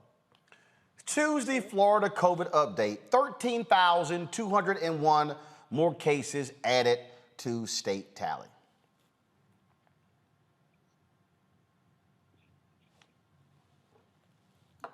I think you're absolutely right. I mean, the Spanish flu originated here in the city of Brotherly Love, and the case numbers have not amounted up to the current COVID-19 virus and also its Delta variant. And I'm sure back then didn't have the skills and capabilities that we did now. But what the difference, I believe, that still stands today is that I think people trusted the government a little bit more, and thus they allowed the thought leaders to make the necessary recommendations and allow the pandemic to cease in a time frame. But as we start to look at the ideals of today, and some of the decision makers and those who feel like they are just beyond public policy and law and want this freedom of speech. But again, we're all interpreting and educating the law about the law and the Constitution very differently. But again, when it affects lives and when it affects families and individuals, that's when the hardship actually kicks in. And when there's no plan in sight, I think every time I've looked at the news and nationally, it has always been about the pandemic, and it's always been about the rights of our freedom, right? So we went from the business community, we went from the education, we went from kids shouldn't be wearing masks and that masks are invasion of privacy, versus all these distractions, I like to call them, versus the actual issue, which is coronavirus is killing people. Coronavirus has proven that if you do not have the vaccination, you are a transplant and that virus getting to someone else. If you are not protecting yourself, then you are at risk of killing someone else. So these are the facts, and it's so unfortunate that we have elected officials that is choosing to misinterpret the issue of freedom of speech and freedom of I guess just our civil liberties for their own political play, because they feel like when they get into the White House, this is the message the American people want, but not when their family members are dying right next to them day by day. Just interesting to me, Mustafa, by these folks who, we're not going to give in to fear. I don't know about y'all, but after death, ain't nothing to fear. That's it. That's it. There's nothing left for you. There's nothing left. So, I don't know about y'all. I fear dying. I do. I ain't trying to be intubated. have a tube down my throat. I'm not trying to sit here and have lungs damn near caving in on you, but we're not going to choose fear. We're going to have a much more positive outlook on public health. Get that bullshit out of here. Mustafa, go ahead. I'm glad you said it. You know, it's hard for me to listen to that type of foolishness. I've lost so many family members to COVID, and friends and fraternity brothers, and it's just, and it's so nonsensical. I haven't heard stuff like that since I heard Ben Carson try and talk about housing policy. If you are an MD, or if you're a PhD, but we'll talk about MDs real quick. The Hippocratic Oath, one of the main aspects of that is to do no harm. How can you say the difference between opinions and science when 675,000 plus people have lost their lives in this country, and you are contributing by the misinformation that you, as one of the top representatives for the state of Florida, even though Florida continues to have these explosions of cases that are going on. So, you know, it's really tough. I mean, I saw the Trump administration continue to roll out individuals who are not qualified and who did not understand, you know, the damage that we're doing. Maybe they did understand the damage they were doing. Here's the thing you got to watch. Go and watch that video again and look at DeSantis' face in the background. He even couldn't believe that this person was sharing the information in the way that he did, even though they gave him the talking points, and he couldn't even get those right. So once again, I continue to encourage people across the country to actually sue these individuals for putting people's lives in danger, for putting your children's lives in danger, because they're going to continue to do it. Because what they're really doing is positioning themselves to be able to run for office at a higher level, and they're willing to do anything, to say anything, and to sacrifice anyone. You know, I had, and one, this is going to be the final comment if I go to my next story. So I had somebody just on YouTube say, y'all don't get it. You can still transmit the coronavirus if you vaccinated. Fool. The vaccine, let me just say this for the people in the back. Again, the vaccine is not going to prevent you from getting COVID. The vaccine is to lessen,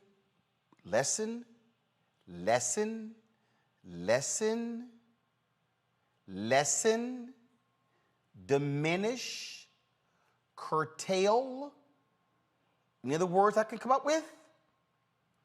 The symptoms, which is why all you clueless ass people, 98% of those who are dying now of the Delta variant are unvaccinated. 98.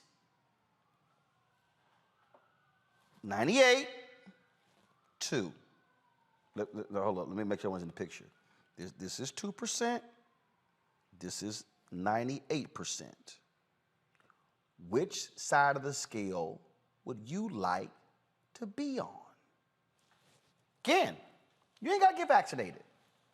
But I'm just trying to tell you, you're playing Russian roulette. And you know what? You can survive Russian roulette.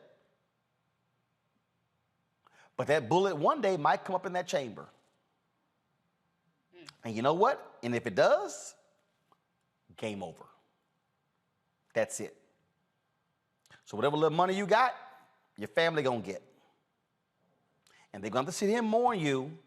And I can tell you, and Mustafa, he and I have talked about it, I can tell you how many people we know right now who are going, my goddamn uncle, my best friend, my fraternity brother, my sorority sister. We tried to talk to them, and they were like, no, no, no. My pastor, no, no, no. I ain't getting that vaccination. And today they're dead. So, do you? Just know what doing you comes with.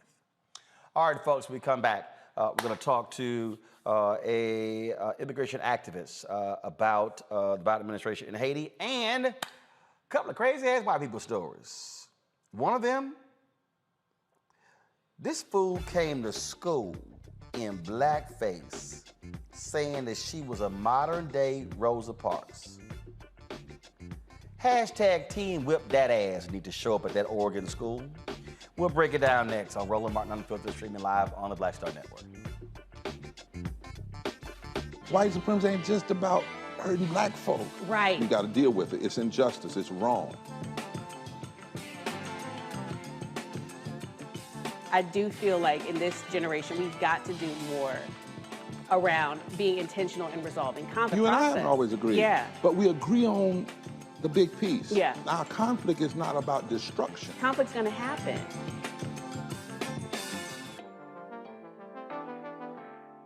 It's time to be smart.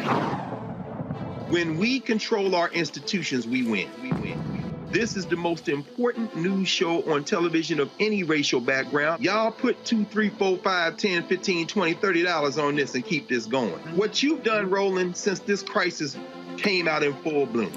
Anybody watching this, tell your friends, go back and look at the last 2 weeks, especially of Roland Martin Unfiltered. I mean, hell, go back and look at the last 2 days. You've had sitting United States senators today, Klobuchar and Harris. Whatever you have that you can bring to Roland Martin Unfiltered to support it, please do, because this information may literally save your life. Watch Roland Martin Unfiltered daily at 6 p.m. Eastern on YouTube, Facebook, or Periscope, or go to RolandMartinUnfiltered.com. Support the Roland Martin Unfiltered Daily Digital Show by going to RolandMartinUnfiltered.com. Our goal is to get 20,000 of our fans contributing $50 each for the whole year. You can make this possible. RolandMartinUnfiltered.com. Hi, I'm Gavin Houston. Hey, what's up, y'all? It's your boy Jacob Lattimore, and you're now watching Roland Martin right now.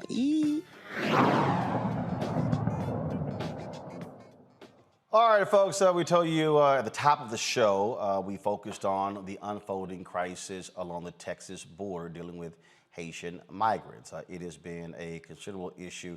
Again, you've seen the video and the photos. Let's roll that, please.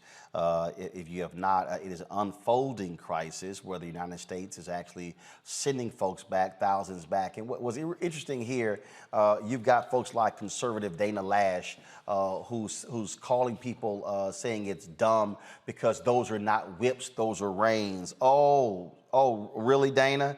That's the sword you're going to fall on. That what we're seeing are not whips, they're reins. So you're defending the swinging of horse reins operating as whips. Yeah, I gotcha. Joining us right now is Nana Jumpi, Executive Director for the Black Alliance for Just Immigration. Glad to have you here. And I was talking earlier, and I was calling some folks out. I was calling some folks out because, you know, you got these FBA, ADOS, B1 folk, all these people, and many of them were criticizing me because my maternal grandfather's ancestors migrated from Haiti in the 1800s. You ain't really ADOS. You ain't an American descendant, as if they just forgot about my mama's mama line and my daddy's mama and daddy line. And I said this here because there's a lot of black people, and I've dealt with them over the last more than a decade, who are virally anti-immigration, who now are expressing outrage. And so I raised the question, are you expressing outrage at the treatment of the Haitians in terms about the Border Patrol, or do you actually have care and compassion and want them to have opportunity to seek asylum? And I think it's important for us to make that distinction because some folks operating right now are being real frauds and hypocrites with what was happening because they are ardent opponents of immigration. And I kept saying, but you better not forget the black folks who are also immigrating to the United States. Absolutely, and thank you for having me on the show, Roland. You know, This has always been a debate. I think the debate has gotten worse over the years. I was born in this country. My parents come from Ghana, but like a Toyota made in Kansas. That is still where I'm from. But, you know, I've been here my entire life. And I've grown up with this debate about, are you really black? Do you have to have family here, multi-generations in order to be black? Look, at the end of the day, some of that is because of what the system puts out in terms of there being a deficit. There's not enough for all of us. We know that when black people succeed in certain spaces, we're all happy that those black people succeed. We are, you know, people are talking about black power and the slogan black power. That came from Kwame Ture, who at that time was called Stokely Carmichael. He was from Trinidad. He was born in Trinidad. The red, black, and green flag comes from Hold on. No. See, I don't want you to run past that. See, for a whole bunch of these folks who holler Stokely Carmichael, Stokely wasn't born in the United States and was the child of folks who were from the country. Say it again. Where was Stokely born? He was born in Trinidad. He's Trinidadian. And then he moved to the United States, but he was born in Trinidad. When people are talking about Audre Lorde, people like to quote them some Audre Lorde. Both of Audre Lorde's parents, not from this country. They love to quote Shirley Chisholm, love to quote Sidney Poitier, love to quote Harry Belafonte. Malcolm's mama. Malcolm grew up eating rice and peas, had to, because that's what your mama eat when you were in the Caribbean. And she gonna feed you what she grew up with. So, you know, we have always been together. This is not some kind of new thing. This has always been the case. We've been together. We've lived together. We've married each other. We have gone to school together. We have been in these streets together. We have, you know, been working together all of this time. And I think, you know, again, when we get the deficit model and people start saying, oh, there's not enough here, then people start fighting. And I don't care what it is, right? But it's dangerous. It's something that, as black people in particular, we need to push back against. We know that we can start a fight. Yeah, I normally am in LA. We can start a LA, New York fight tomorrow, right? And be all about it. But we need to not do that. We need to understand that at the end of the day, we experience blackness in this country together. There's not some special rules that are happening. Ask Botham Jean's mama if we don't experience blackness in this country together. Or Amadou Diallo, and again, when we talk about, I mean, all these black people that love them, so Cicely Tyson, her mama and daddy ain't from here. Right. So, I mean, and I think we know that. And that's when we see Haitians, and I think people actually do understand that we have a special relationship with Haiti and this country. And that, you know, and it shows in the outrage that people have expressed. BAJI, Black Alliance for Just Immigration, which is the organization that I'm the executive director of, we pulled together a letter with Judith Brown Dialis of the Advancement Project National Office, which we sent to black leadership, you know, the major black leaders of this country, who signed on to express their outrage easily. We didn't have to twist a single arm because they're clear, as we are, and as our people really are across this country and across the African diaspora, the black diaspora in their heart, that we're connected. We may be, you know, do different things. The people have had different relationships with the countries that they're in, but we are black folks, and we need to be together and fight against white supremacy, colonialism, imperialism, all of the things that we know are oppressing our people together. We're not going to do it in silos. So what is next? I mean, obviously, you have the order from the federal judge that says they cannot be using this Title 42 against families. So what's next? What do you want our audience to do? Those who are watching, those who are listening, what do you want folks to do? So there is that order. However, the Biden administration is not listening to that order, and they're certainly appealing. In fact, they've appealed all of the orders that have come out from the court that have ruled that what is happening at the border is unlawful, that it's illegal. And so we need for folks to contact the White House. We need for folks to contact their congressperson to contact the White House.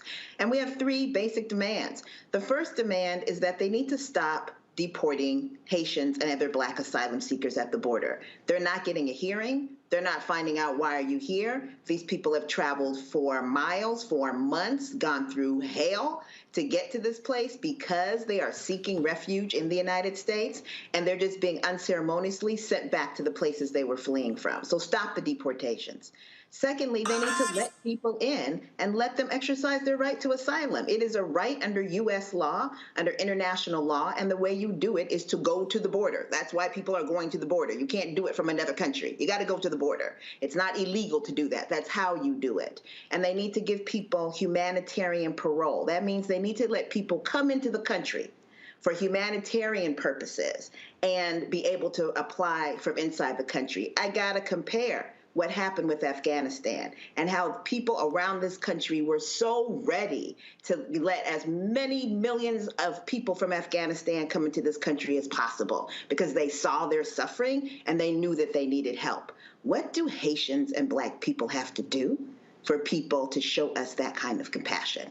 And so we're asking folks to demand that the White House give humanitarian parole to Haitian and Black asylum seekers. And then thirdly, we need for there to be a complete reversal of Title 42 and all of the other policies that are holding people back, because that ruling is about families. But there are people coming that are single people, that are not families. There are pregnant mothers that are coming by themselves. And those folks can still be held back by Title 42 as, you know, while the administration is appealing. So really important that we stop the deportation, that we let people in this country to file their asylum claims, and that we reverse what are really racist, anti-Black policies. This was so everyone knew it was racist under Trump. It was like a no-brainer. And now suddenly under the Biden administration, people are confused about whether this is racist or not. And if you were confused, look back at those photos of those cowboys called Customs and Border Patrol with those horse reins called whips when they hit you across the face and the back, rounding up people and scattering Black people from a place that they've come to for refuge. Look at that and tell me that this is not a racist anti-Black policy. There's 100,000 undocumented Irish in this country. You think they would face this? We know what the reason is, that this is considered acceptable. And it's because of that these are Black people. That's why it's considered acceptable. But we're saying it's not acceptable and that folks should push back. If you go to our website, baji.org, baji.org, if you go follow us on Twitter at Baji Tweet, you can follow us on Instagram at InstaBaji. You'll be able to get a hold of our toolkit, which gives you information on what you can do next, how you can help, as well as following, you know, what's going on. Because what we're hearing now is that they're letting certain groups like families in, but other groups they're not letting in. And then when they let you in, there's no place for you to be. So now people are sleeping on the ground, on the concrete, on the asphalt, at gas stations. Buses stop running at 5 o'clock. The government's not doing anything to help people get anywhere. So they're creating a humanitarian crisis on both sides of the border because they just don't give a damn. And we need to make them understand they got to care. All right. Nana Junthi, I really appreciate it. Thanks a lot. Thank you. Appreciate you. Thank you very much. All right, folks. Y'all know what time it is. No charcoal grills are allowed. I'm white. I got you, Carl. Illegally selling water without a permit on my property. Whoa! Hey! You don't live here. I'm uncomfortable. Well, let's go to Austin, Texas, where Cara Bell interrupted the Austin, Texas board meeting to request the book Out of Darkness, written by Ashley Hope Perez. She wants it removed from her daughter's middle school. The book chronicles a love affair between an African-American boy and a Mexican-American girl in 1937. School officials have removed the book from all libraries in the district. But y'all just watch this. Cara Bell and then Marge Stone. All right, well, I'm just thankful that y'all don't have the ability to make a mask mandate. And tonight I was going to talk about the need for a second high school, but I was sidetracked by, for the boys, pussy or the idea of pussy or the idea of pussy. A Mexican is a Mexican is a Mexican. Take her out back, we boys figured, then hand on the titties. Put it in her coin box, put it in her cornhole, grab a hold of that braid, rub that calico. You can find that on page 39 of the book called Out of Darkness, which you can find at Hudson Bend Middle School and Bee Cave Middle School. All right, not gonna lie, I had to Google cornhole because I have the game in the back of my yard. But according to Wikipedia, cornhole is a sexualist slang vulgarism for anus. The term came into the use in the 1910s in the United States as verb form to cornhole, which came into usage in the 1930s, means to have anal sex. I do not want my children to learn about anal sex in middle school. I have never had anal sex. I don't want to have anal sex. I don't want my kids having anal sex. I want you to start focusing on education and not public health. Stone, you're on. Officials, you are supposed to be educating our children, not teach them about anal sex. Thank you, Ms. Bell.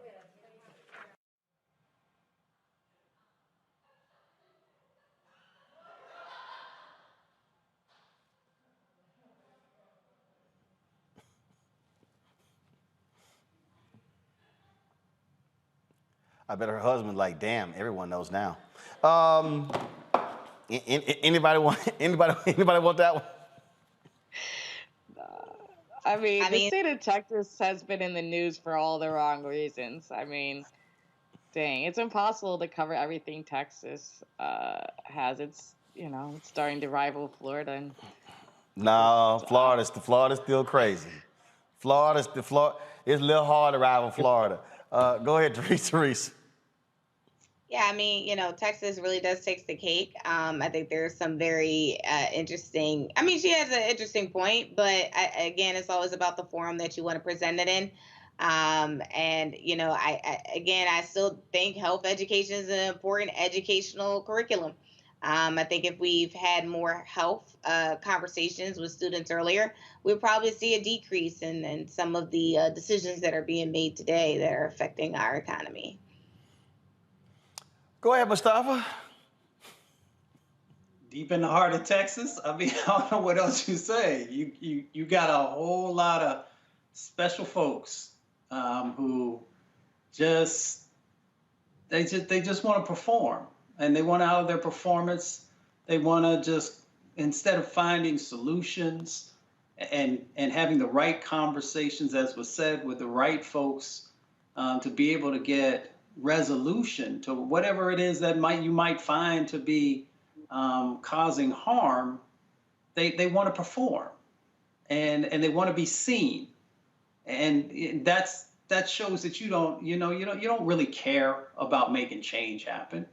You want to try and just create these chaotic situations. So, the craziness that is, Texas, Florida, but it's in all kinds of locations across our country.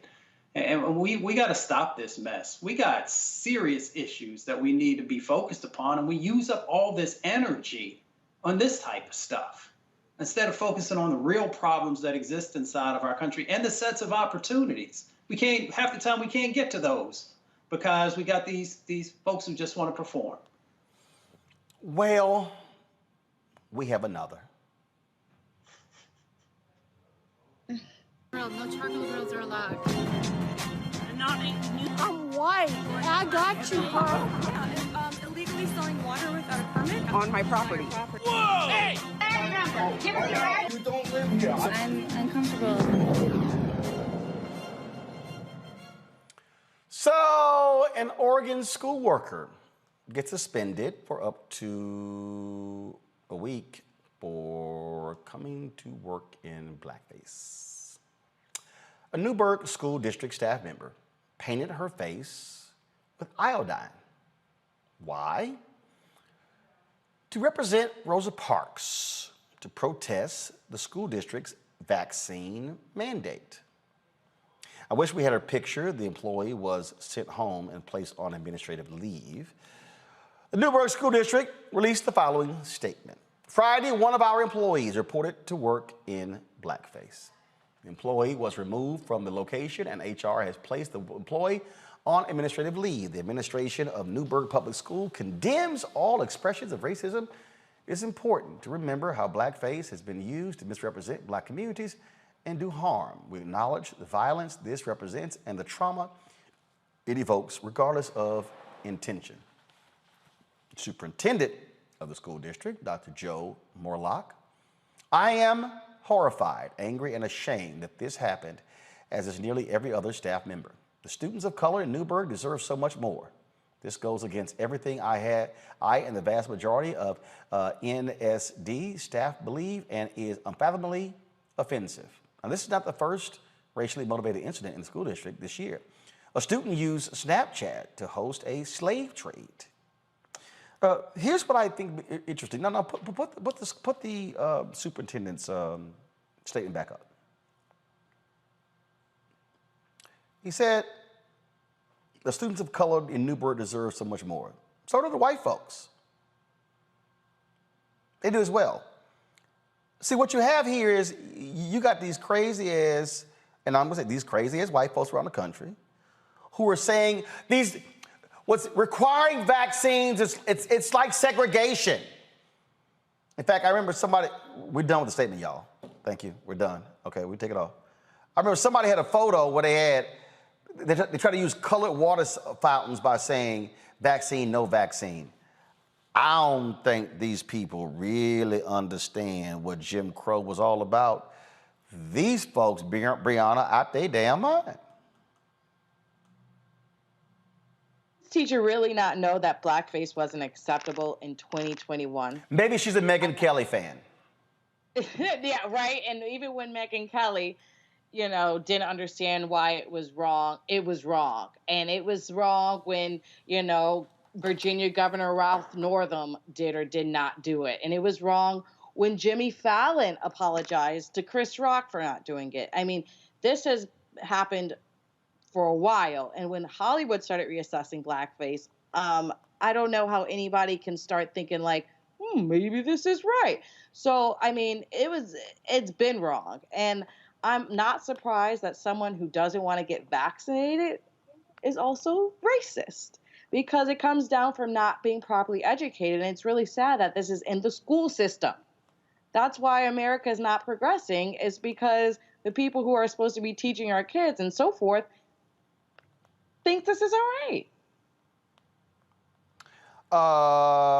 Mustafa?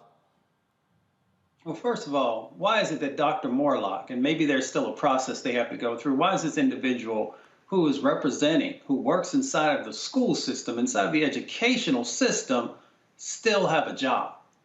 Because the trauma that they created has ripples. As you said before, it's the students of color who feel those ripples of trauma. It is also white students also who in many instances are now beginning to analyze past behaviors and present sets of behaviors. So there are all these different impacts that this individual has created and has done with intentionality.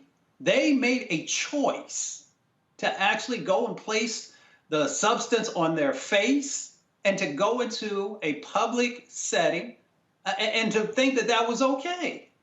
So there's no reason for them, because they made an informed decision. It wasn't like they were walking, fell down, something got on their face, and they didn't know it was on there, and then they were walking around, in public with these types of things. We have to stop making excuses for folks and stop allowing individuals to put trauma on all kinds of different folks.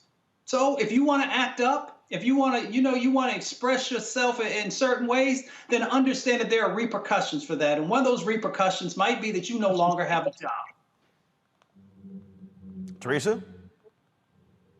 Yeah, I agree. I agree with Mustafa. The Stop Excuses campaign needs to start and stop, not only in the education institution, but again, how we govern each other in public places and in the boardroom. So I think there has been a lot of intentional, and I don't think anybody just wakes up and want to put the blackface on. But again, we're not sure what the mindset of some of these individuals are when they say they care about the students, when they say they care about individuals or people or Americans, but yet they do these things that try to divide us. And so it's really not only interesting, but it's also horrific as we talk about what the educational system looks like in American history, because again, these are people that are in leadership. And so it really is up to us and start to, understand that Black mediums do matter, Black literature does matter, and your history does matter, so we can also just find the guiding light in all this mess. Absolutely. All right, folks, some sad news. She helped make Lady Marmalade a hit, was part of the 1970s group LaBelle. Sarah Dash, Patti LaBelle, and Nona Hendrix released their debut album, LaBelle, in 1971. Lady Marmalade, a single from the mid-70s Nightbirds album, proved to be the group's most successful song, topping the Billboard Hot 100 chart. Sarah Dash passed away yesterday at the age of 76. Patti LaBelle posted this video to her Instagram account. This is what she had to say.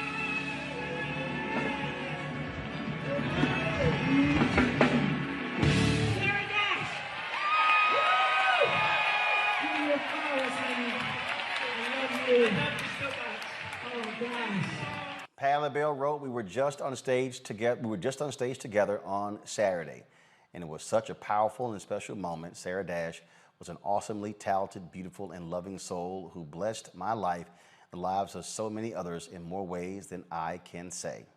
Again, Sarah Dash, legendary R&B singer, passed away at the age of 76. Man, wow, just on stage on Saturday. And so certainly prayers go out to her and her family. Folks, that is it for us today on Roland Martin Unfiltered. I want to thank Brianna. I want to thank Teresa as well as Mustafa for joining us on today's show. We certainly appreciate all of you for being with us, for watching. Those of you on YouTube, on the Black Star Network app, Facebook, Twitter, Periscope, Instagram as well. Folks, if y'all want to support what we do here at Roland Martin Unfiltered, please join our Bring the Funk fan club, where every dollar you give goes to support this show and what we do. Cash App is $RM Unfiltered. PayPal is R Martin Unfiltered. Venmo is RM Unfiltered. Zelle is Roland@RolandSMartin.com. Roland@RolandMartinUnfiltered.com. And of course, we want you to download the Black Star Network app, folks. We've already surpassed 10,000.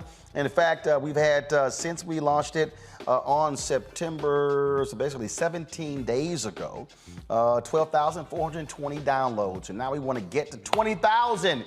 And so please download it. You can do it on your app, on your Apple phone, your Android. You can do it, and of course, that's an ad agency calling me right now. And so I will call you as soon as I get off the show in 60 seconds. Bye. See, y'all know I'm ignorant. I'll do that. iPhone, Android TV, Roku, Amazon TV, Amazon Fire Stick, Samsung TV, Xbox as well. Folks, we're everywhere. And so we've got some amazing things we're going to be rolling out. We're taking our time. We're building it. We're going to have some shows we're going to be announcing. We just got to put all the pieces in place. We're almost done with our studio here as well. And so I can't wait to unveil it. And I am hoping I will be able to unveil it on Monday. And so Tuesday at the latest. So that's what we're working on right now. And so we appreciate all that you do. Thank you for support. Thank you for watching the show. Y'all know we are sitting here building something phenomenal. And if you got folks out here who love running their mouths, and let me tell y'all something, you're going to have haters out here, and they going to say whatever. Like I got all these old ignorant people on social media saying, when you going to talk about what's happening with Haiti? You're actually telling on yourself because you don't watch the show.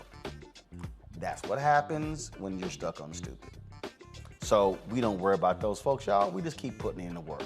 I'll see you guys tomorrow right here on Roland Martin Unfiltered, right here on the Black Star Network. Holla!